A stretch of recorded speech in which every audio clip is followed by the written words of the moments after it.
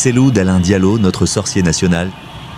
Depuis plus de 10 ans, nous vivons dans une interminable pièce de théâtre, une comédie mal jouée, où les acteurs sont mauvais, mais où le coupable est toujours le même, Cellou d'Alain Diallo.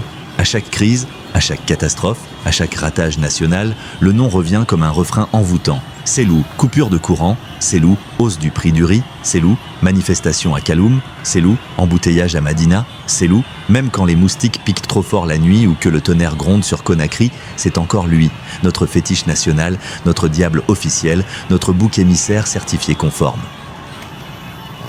Nous avons trouvé mieux qu'un programme politique, mieux qu'un PLN de développement. Nous avons inventé le médicament universel, la potion magique qui soigne nos consciences et endort nos responsabilités. Son nom, Cellou d'Alain Diallo. Une pilule à avaler dès que le pays s'enlise. Une incantation à réciter dès que nous refusons de regarder dans le miroir. Un gris-gris moderne, à la fois sorcier, marabout et prestidigitateur. Rappelons-le, cet homme a été ministre, oui, Premier ministre aussi. Mais jamais président, jamais chef de l'État, jamais maître absolu de la maison Guinée. Toujours un locataire provisoire, jamais le propriétaire des lieux. Malgré cela, nous avons décidé qu'il était le grand coupable de tout, l'architecte invisible de nos malheurs. Comme si on accusait le concierge d'avoir incendié la villa, alors que le vrai pyromane dormait dans la chambre du propriétaire. Nous, Guinéens, avons un talent unique au monde. Pendant que d'autres nations inventent des vaccins, envoient des fusées sur Mars, bâtissent des empires technologiques, nous avons inventé un coupable éternel. Le Rwanda, rescapé d'un génocide, a reconstruit un État et une compagnie aérienne qui volent jusqu'à Londres. Nous, 20 ans après Air Guinée, nous n'avons pas réussi à faire décoller un cerf-volant aux couleurs nationales. Mais attention, ce n'est pas notre faute, jamais. C'est celle de Cellou. Puisque cela ne suffisait pas, nous avons perfectionné notre trouvaille. Après avoir accusé l'homme de tous les malheurs, après avoir détruit sa maison, après avoir traqué ses partisans, nous avons décidé d'aller plus loin, interdire son parti. L'UFDG, rayé d'un simple arrêté, comme on rature un mot gênant dans un brouillon. Voilà, problème réglé.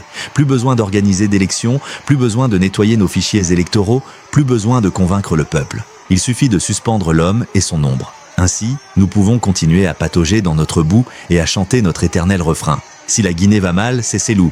Ce que nous craignons, ce n'est pas Cellou l'homme. Ce n'est pas son passé, ni ses discours, ni même ses partisans. Ce que nous craignons, c'est son bulletin de vote. Ce petit papier fragile, qui s'il était compté honnêtement, pourrait renverser nos montagnes de mensonges. Nous avons peur de son bulletin comme les vampires ont peur de la lumière. Nous savons tous qu'un jour, si par miracle nous avions des élections libres, ce bulletin-là nous conduirait directement au palais présidentiel. Et ça, c'est le cauchemar suprême de nos maîtres. S'il est un danger, alors qu'on le laisse se présenter. S'il est si impopulaire qu'on organise des élections normales, et si notre peuple le rejette, qu'on en finisse une bonne fois pour toutes. Mais tant que nous le fuyons, le traquons, le salissons, nous ne faisons que prouver une chose. C'est lui, notre vrai adversaire. Le seul qui fait trembler même ceux qui tiennent sous nos armes. Plutôt que d'affronter ce cauchemar, nous préférons inventer des fantômes. Nous préférons casser sa maison plutôt que d'ouvrir nos bureaux de vote. Nous préférons salir son nom plutôt que de laver notre conscience. Nous préférons courir après son ombre plutôt que d'affronter notre propre incompétence. Nous préférons interdire un homme plutôt que de nous autoriser, enfin, à rêver d'alternance. 20 ans après, nous continuons à juger le fantôme d'Air Guinée, comme si ce cadavre allait nous livrer des tickets d'embarquement pour le futur. Nos présidents passent, nos généraux défilent, nos ministres s'engraissent, mais l'avion national reste cloué au sol, rouillé sur le tarmac de nos illusions. Dans cette immobilité spectaculaire, une seule chose continue de voler très haut. Notre hypocrisie. Regardons-nous dans le miroir. Nous avons inventé une justice qui poursuit avec zèle l'opposant exilé, mais qui détourne les yeux dès qu'il s'agit de juger les pilleurs organisés de notre État. Nous avons inventé une transition qui se proclame neutre, mais qui agit comme la succursale d'une peur maladive. Nous avons inventé une refondation qui n'est qu'une reconstitution maladroite de notre passé. Bref, nous n'avons rien inventé du tout, à part un coupable unique. La vraie question, la seule qui mérite encore d'être posée, est simple. Qu'est-ce que nous risquons vraiment si Cellou d'Alain Diallo gagne une élection? Qu'il devienne président? Qu'il nomme des ministres? Qu'il soit obligé de rendre des comptes? Est-ce cela qui nous terrorise? La perspective d'avoir, pour une fois, un dirigeant élu par le peuple et contraint de répondre devant lui? La peur de la normalité?